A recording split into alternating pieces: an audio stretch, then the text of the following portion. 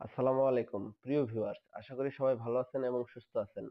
আপনাদেরকে নতুন আরো একটি ভিডিওতে স্বাগতম। আজকে আপনাদেরকে একটি ইতিহাসের গল্প শোনাবো। তো এই ইতিহাসটি হলো 5 শতাধিক মুক্তিযোদ্ধার মৃত্যুর ইতিহাস। তো চলুন আমরা পুরো ভিডিওটি দেখে আসি।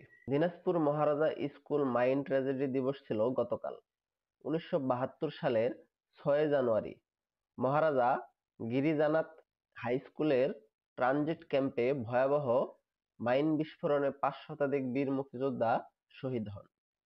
সদ্যই বিজয়ী দেশে যখন মানুষ স্বাধীনতার স্বাদ নিচ্ছিলেন, মুক্ত বাতাসে নিঃশ্বাস নিচ্ছিলেন, তখনই ঘটে এমন রক্তক্ষয়ী ঘটনা।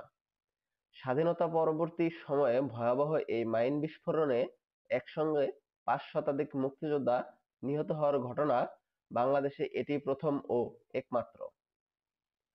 ইতিহাসের এই ভয়াবহ ও মুক্তিযোদ্ধাদের আত্মত্যাগের এই দিনটি এখনো অনেকেরই অজানা। বিভিন্ন স্থানে পুঁতে রাখা মাইন ও গোলাবারুদ উদ্ধার করতে গিয়ে বিস্ফোরণে নিহত হয়েছিলেন এসব মুক্তিযোদ্ধা। স্মৃতিকে অম্লান করে রাখতে 6 জানুয়ারি স্মৃতি পরিষদ প্রতি বছরই নানা কর্মসূচি পালন করে। এবারও তারা শহীদ মুক্তিযোদ্ধাদের সমাধিতে শ্রদ্ধাঞ্জলি অর্পণ করেন।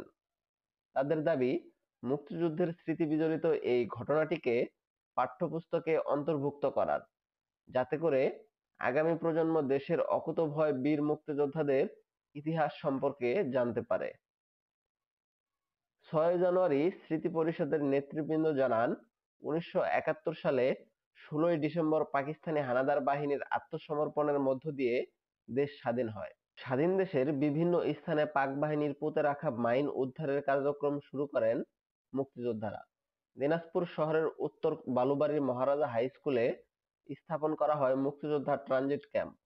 বিজয় অর্জনের পর 30 ডিসেম্বর পর্যন্ত এ ক্যাম্পে এসে সমবেত হন দিনাজপুর, ঠাকুরগাঁও, পঞ্চগড় সহ আশেপাশের জেলার বীর মুক্তিযোদ্ধারা। সেই সময় ভারতের পতিরাম, হামজাপুর, বাঙ্গালপুর, তরঙ্গপুর, বাংলাদেশের নবাবগঞ্জ, ঘোড়ঘাট, ফুলবাড়ী, হাকিমপুর, দিনাজপুর সদর, ঠাকুরগাঁও, পীরগঞ্জ, রানীশকৈল ও হরিহরপুর এলাকা থেকে সংগ্রহ করা মাইন, গোলাবারুদগুলো সংগ্রহ করে ট্রাকে করে এই ট্রানজিট ক্যাম্পে নিয়ে আসতেন এবং জমা করতেন। এখানে সমবেত হওয়া 8 শতাধিক বীর মুক্তিযোদ্ধা স্বাধীন বাংলাদেশকে পুঁতে রাখা মাইন মুক্ত করতে কাজ করছিলেন। ক্যাম্প থেকে সূর্যোদয়ের সঙ্গে সঙ্গে তারা বেরিয়ে পড়েন পাক সেনাদের ফেলে দেওয়া, লুকিয়ে রাখা ও পুঁতে রাখা মাইন ও অস্ত্রশস্ত্র এবং গোলাবারুদের সন্ধানে। সন্ধ্যার দিকে উদ্ধার মাইন ও অস্ত্র জমা করা হতো মহারাজা স্কুলের দক্ষিণাংশে খনন করা বাংকারে। 1972 সালের 6 জানুয়ারি মাগরিবের নামাজের সময় উদ্ধার অস্ত্র বাংকারে নামানোর সময় একজন বীর মুক্তিযোদ্ধার হাত থেকে একটি মাইন পড়ে যায়। এতে করে মাইনটি বিস্ফোরিত হয়। সঙ্গে সঙ্গে বাংকারের পুরো অস্ত্র ভান্ডার বিস্ফোরিত হয়। বিকট বিস্ফোরণে ভয়াবহ ধ্বংসযজ্ঞ সৃষ্টি হয়। মহারাজা স্কুল প্রাঙ্গণ সহ এর আশেপাশের এলাকায় এতে 5 শতাধিক মুক্তিযোদ্ধা শহীদ এবং বহু সংখ্যক মুক্তিযোদ্ধা আহত হন। পরে ঘটনাস্থল থেকে আহত অবস্থায় অনেক মুক্তিযোদ্ধাকে উদ্ধার করে দিনাজপুর জেলার জেনারেল হাসপাতাল ও সেন্ট ভিসেন্ট হাসপাতালে ভর্তি করা হয়। নিহতদের উদ্ধার করে এবং তাদের শরীরের খণ্ডিত হাত, পা, মাথা সহ বিভিন্ন অংশ জমা করা হয় মাঠের এক কোণায়। নিহতদের শরীরের বিভিন্ন অংশ বিচ্ছিন্ন হয়ে গিয়েছিল, অনেকেই চেনা যাচ্ছিল না। পরের দিন 450 এর বেশি শহীদ মুক্তিযোদ্ধার বিভিন্ন অংশ জমা করা হয় মাঠের এক কোণে। নিহতদের শরীরের বিভিন্ন অংশ বিচ্ছিন্ন হয়ে গিয়েছিল, অনেককেই চেনা যাচ্ছিল না। পরের দিন 450 এর বেশি শহীদ মুক্তিযোদ্ধার জানাজা অনুষ্ঠিত হয় দিনাজপুর গোর-এ শহীদ ময়দানে।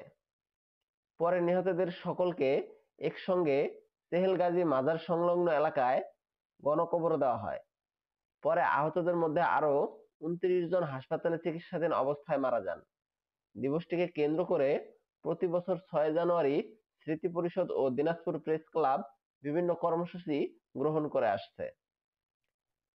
এত বড় দুর্ঘটনা ও মুক্তিযোদ্ধাদের আত্মত্যাগের বিষয়টি পাঠ্যপুস্তকে অন্তর্ভুক্ত করা ও জাতীয়ভাবে দিবসটি পালন করার দাবি জানিয়ে আসছেন 6 জানুয়ারির স্মৃতি পরিষদের নেতৃবৃন্দ। দিনাজপুর পৌরসভার সাবেক মেয়র ও ৬ জানুয়ারি স্মৃতি পরিষদের আহ্বায়ক বীর মুক্তিযোদ্ধা শফিকুল হক ছুটু বলেন, সেদিন বিকট শব্দে পুরো শহর কেঁপে ওঠে। দুর্ঘটনার পর আমি ছুটে যাই ঘটনাস্থলে। সেখানে জীবিত ও নিহতদের উদ্ধার করছিলাম সকলে মিলে। পরে আহতদের হাসপাতালে ভর্তি করি। সেদিন মাইন বিস্ফোরণে কতজন মুক্তিযোদ্ধা শহীদ হন তা সঠিকভাবে নির্ধারণ করা যায়নি। তবে সেকালের রোল কলে উপস্থিত ছিলেন ৭৮০ জন মুক্তিযোদ্ধা। দুর্ঘটনার আগে ৫০ থেকে ৬০ জন মুক্তিযোদ্ধা ছুটি নিয়ে ক্যাম্প ত্যাগ করেছিলেন। অনুমান করা হয় সেদিনের ঘটনায় ৪.৫ শতাধিক এবং পরে আহত অবস্থায় যারা হাসপাতালে ছিলেন তাদের অনেকেই মারা গিয়েছেন। সেই হিসেবে সেদিনের ঘটনায় ৫ শতাধিক মুক্তিযোদ্ধার মৃত্যু হয়েছিল। এছাড়াও ওই এলাকায় বসবাসরত ১৫ জন মানুষও মারা গিয়েছিলেন। ৬ জানুয়ারি স্মৃতি পরিষদের প্রতিষ্ঠাতা আহ্বায়ক আজহারুল আজাদ জুয়েল বলেন, দিবসটি পালন করা হয় যথাযোগ্য মর্যাদায়। শহীদদের স্মৃতিতে শ্রদ্ধাঞ্জলি প্রদান, আলোচনা সভা সহ বিভিন্ন কর্মসূচি পালন করা হয়। দীর্ঘদিন ধরেই আমরা একটা দাবি জানিয়ে আসছি যে ইতিহাসের এত বড় একটি ঘটনা অবশ্যই যাতে করে পাঠ্যপুস্তকে অন্তর্ভুক্ত করা হয়। এতে করে আগামী প্রজন্ম মুক্তিযোদ্ধাদের এত বড় আত্মত্যাগের কথা জানতে পারবে। একই সঙ্গে দিবসটি যাতে জাতীয়ভাবেও পালন করা হয় সেই দাবিও করছি আমরা। তো প্রিয় দর্শক, এই ছিল আজকের এই ভিডিওটি ভালো লাগলে অবশ্যই চ্যানেলটিকে সাবস্ক্রাইব করবেন এবং পাশে থাকা বেল আইকনটি অন করে দেবেন। ধন্যবাদ সবাইকে।